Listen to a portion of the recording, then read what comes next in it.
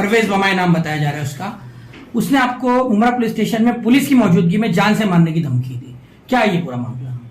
देखिए कैसा है कि 18 जनवरी रात 2:30 बजे के करीब ये जो दरगाह रोड है, ये दरगाह रोड पर दरगाह के पहले गेट से लेकर के ये निचला जो मेन गेट है यहाँ तक एक कौसा में आगे परिसर में रहने वाली एक महिला है, जिसकी अभी शिकायत जो है हमारी खबर चलाने के बाद और सब वरिष्ठ पुलिस अधिकारियों के मामला संज्ञान के आने के बाद वो एफआईआर दर्ज हुई है। तो वो महिला के को जो है ये परवेज भमाई ने यहाँ पर दौड़ाया, बहुत उसको मारा पीटा, उसका मोबाइल छीनने के लिए और उसका मोबाइल भी छीना। उसकी भतीजी जो है वो उसको रोकने गई तो उसको भी हथियार दिखा करके डराया।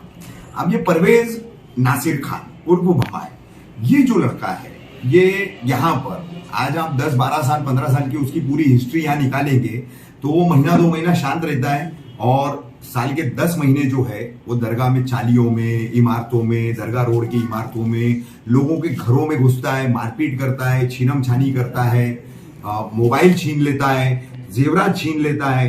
रास्ते चलते कई लोगों को, आप यहाँ ये जो पीछे चांदी के पीछे जो सब्जी मार्केट है वहीं जाकर के अगर आप लोग पूछताछ करोगे, मालूमात करोगे तो आप लोगों को पता चलेगा कि कई लोगों को यहाँ मारपीट के उसने मोबाइल छीनैती की, स्नैचिंग की वारदातें किया है। अब वो महिला की खबर हमने चलाई क्योंकि एक महिला है, उसके साथ एक लड़की है और इतनी रात में इस तरीके से पूरा मामला हो रहा है। ये पुलिस स्टेशन में पुलिस के सामने मुझे जो धमकी उसने दिया, तो ये कमजोरी किसकी कहलाएगी? ये तो प्रशासन की कमजोरी है ना? क्यों? क्योंकि कैसा है कि यहां पर जो वरिष्ठ पुलिस निरीक्षक अशोक कडलक है, उनको उनके कुछ मातहत अधिकारी है, सभी नहीं है, कुछ मातहत अधिकारी और डिटेक्शन ब्रांच में 2 यूनिट होती है, तो इन यूनिटों के कुछ कर्मचारी हैं, पुराने कर्मचारी हैं। ये लोगों ने जो है ना कभी ब्रीफ नहीं किया, इन्होंने बताया नहीं। अभी नए डीसीपी है जोन 1 के हमारे गणेश गावड़े साहब, तो उनको भी ये सारी चीजें पता नहीं है, क्योंकि जब सीनियर साहब को ही पता नहीं है तो डीसीपी साहब को कहां से पता रहेगी। तो ये लोग जो है इनके सामने 4 दिन पहले बीट वालों को इसी परवेज भमाई ने भरे लोगों के बीच में मां बहन की गालियां देके तुम मेरा क्या उखाड़ सकते हो उखाड़ो। अब उसके वो सब बातें हम यहाँ रिपीट नहीं कर सकते ऑन कैमरा कि किस तरीके की उसकी दबंगई, गुंडई और दादागिरी वाली, दहशत वाली बातें थी, वो भाषा थी, वो सब अपन नहीं कर सकते। लेकिन इतना है कि मामला जो है वो महिला की खबर चलाने के ऊपर से ही हुआ, मेन उसी की वजह से उसने मुझे धमकाया, ठीक है।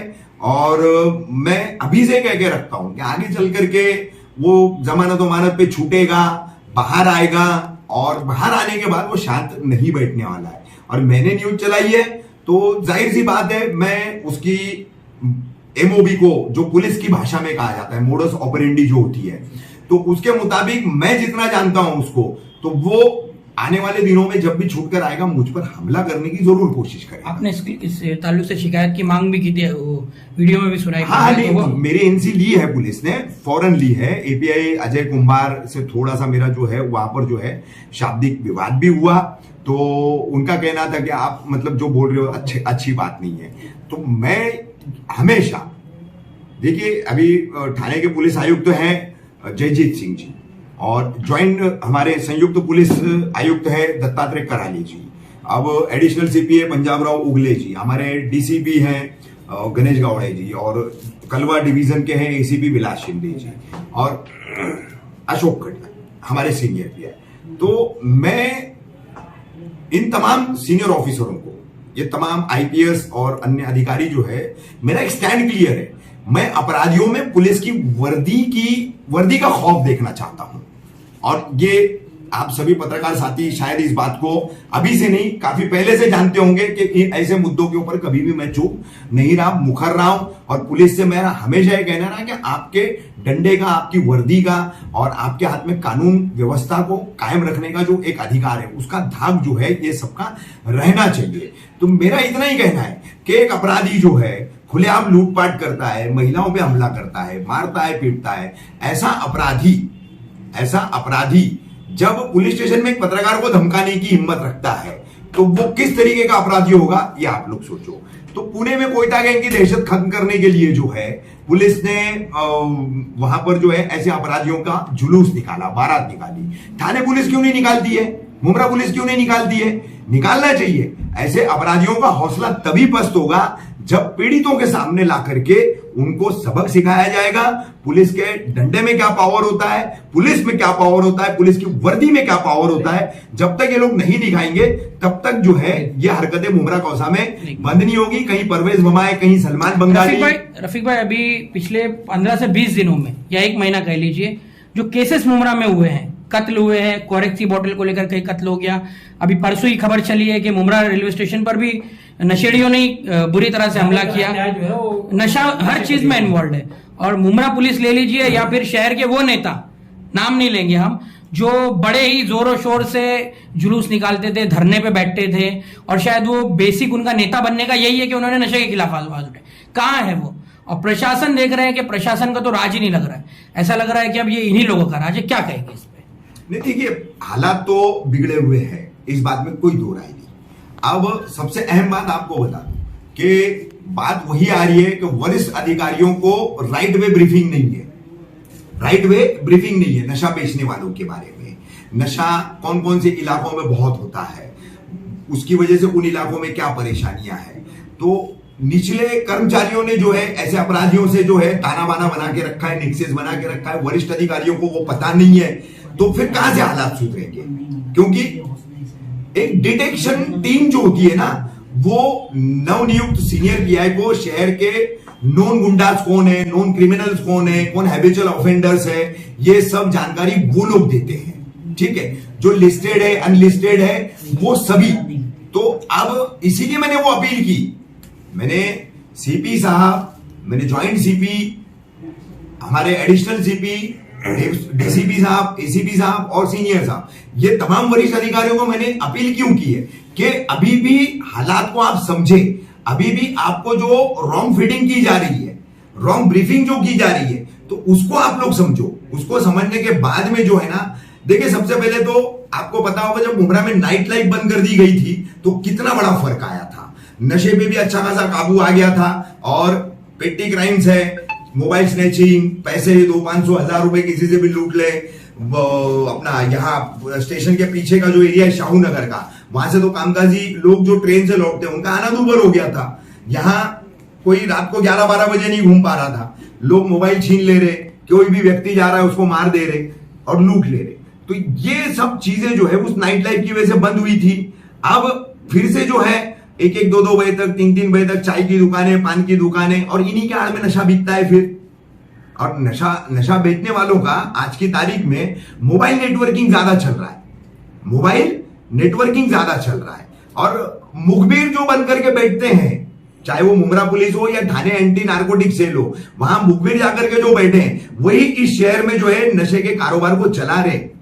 रफीक भाई, ये पहला हादसा तो नहीं, इससे पहले भी 2 पत्रकारों के ऊपर ऐसे हादसे हो चुके हैं।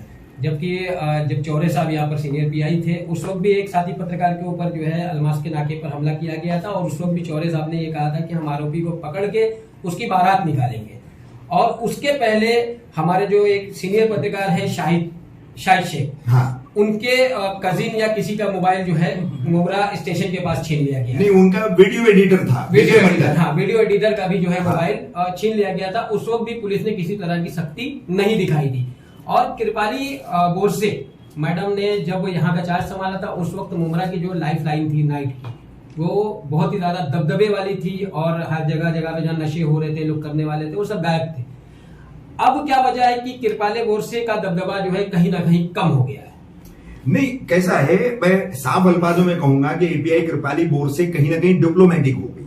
क्योंकि अच्छा काम करने की वजह से उसको पुलिस विभाग के अंतर्गत जिस विरोध का सामना करना पड़ा और उनको जिस तरीके से टारगेट किया गया, एक महिला अधिकारी होने के बावजूद उनके किरदार पर, उनके कैरेक्टर पर जिस तरीके से उंगलियां उठाई गई, तो उसकी वजह से क्या होता है, आदमी जब बड़ी ठोकर खाता है, खास करके सरकारी विभागों में काम करने वाले अधिकारियों के कर्मठ जो काम करते हैं, तो ऐसे अधिकारियों का मामला ऐसा रहता है कि जब वो इस तरीके का अंतर विरोध झेलते हैं और 3-3, 2-2 ट्रांसफर एक ही मतलब नियुक्ति के बाद जो है हो जाते हैं और वापस जस तस वो आते हैं, तो फिर वो संभल करके ही काम करेंगे, वो सिंघम बनने का जो है प्रयास कभी नहीं करेंगे। अगर चौरे साहब के वक्त में ये बारात निकालने वाला वाकया हो जाता तो शायद कहीं ना कहीं जो अपराधी हैं ऐसे उनके अंदर डर का माहौल पैदा होता। बेशक होता, यानी कि अगर उस वक्त नहीं हुआ है तो आज होना चाहिए। आज होना चाहिए। मतलब अभी कुछ ऑफिसर्स के हाथ ऐसे बांध दिए गए हैं, आप इन शॉर्ट ये कहना चाहते हैं, हाथ बंद गए उनके कहीं ना कहीं?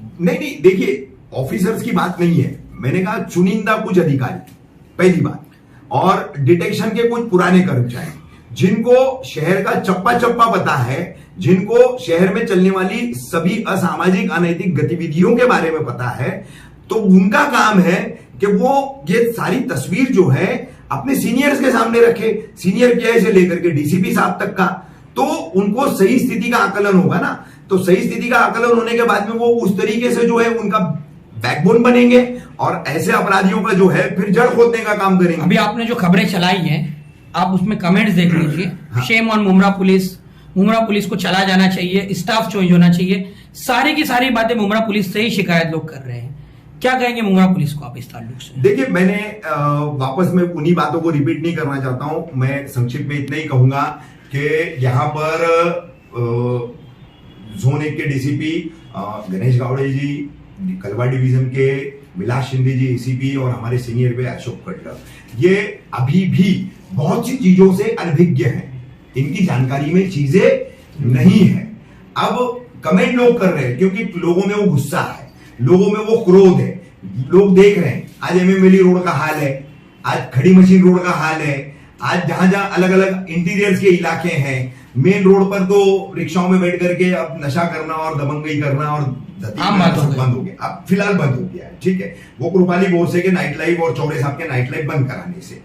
लेकिन इंटरनली ये तमाम जो चीजें चल रही है, तो ये तमाम चीजें जो है, मैं आप तमाम शहरवासियों से, आप सभी मेरे पत्रकार भाइयों के चैनल के माध्यम से एक अपील करना चाहूंगा कि अभी मुश्किल से डीसीपी साहब को 1.5 महीना हुआ है चार्ज लेकर के, और विलास शिंदे साहब एसीपी जो है उनको 3 से 4 महीना हुआ है, और कटलक साहब को जो है 7 से 8 महीना हुआ है। तो और आने के बाद से आप लोग देख रहे होंगे राजनीतिक मामला, एक दूसरे के ऊपर आरोप प्रत्यारोप, तो इसमें ये लोग काफी उलझे हुए हैं क्योंकि सरकार पक्ष विरोधी पक्ष ऐसा सारा मामला है ना, तो काफी संभल के काम करना पड़ता है।